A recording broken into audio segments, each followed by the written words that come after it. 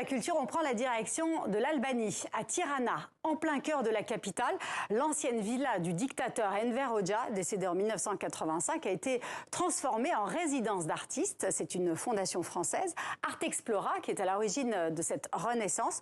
Océane Gohanek et Camille Ballan étaient à l'inauguration. Dans ce bâtiment chargé d'histoire, au détour d'une porte ou d'un escalier, des LED rouges s'étirent. Elles traversent la villa, elles suivent toutes les formes architecturales et vont jusqu'à la façade. C'est l'installation de cette artiste albanaise, Gerta Jaferaj, en résidence depuis 3 mois dans cette ancienne demeure du dictateur Enver Hoxha. La lumière rouge nous guide jusqu'au tunnel.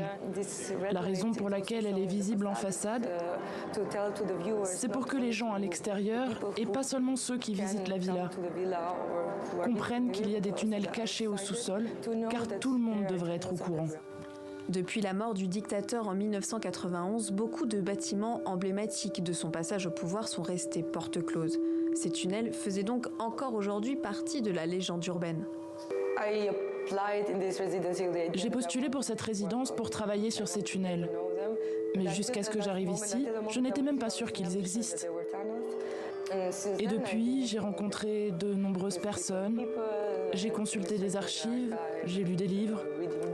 Et il n'y a pas beaucoup d'informations, car ils sont encore considérés comme un passage secret. Via la fondation française Art Explora, des artistes albanais et internationaux sont invités en résidence dans une des ailes de cette demeure de 3000 mètres carrés. Pour cette première session, une photographe française a été sélectionnée. Là, j'ai un peu détourné l'objet, qui est en fait un élément de costume traditionnel qu'on met normalement ici, en fait.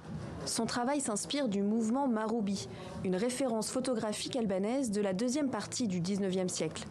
Ils ont commencé en 1850 à faire des portraits avec toujours des fonds de tapis ou des fonds traditionnels et toute classe sociale.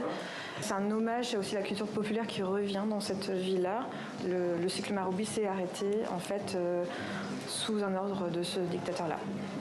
Ouvrir cette villa au public et la transformer en lieu de création et non en lieu de mémoire est un choix audacieux. Selon cet historien, c'est un pied de nez direct à la censure du passé et à la persécution des artistes de l'époque. Je pense que l'idée était de remplir l'endroit avec toutes ces choses qui étaient considérées comme étant contre le régime socialiste et contre l'État. C'est une manière de réhabiliter le lieu, mais je pense que l'autre point important, selon moi, en tant qu'auteur et historien qui a grandi dans cette ville, c'est que c'est gratuit et ouvert à tout le monde. Un projet qui fait écho à la politique plus générale de l'Albanie actuelle, faire table rase de sa période sombre et remettre des couleurs partout dans le pays.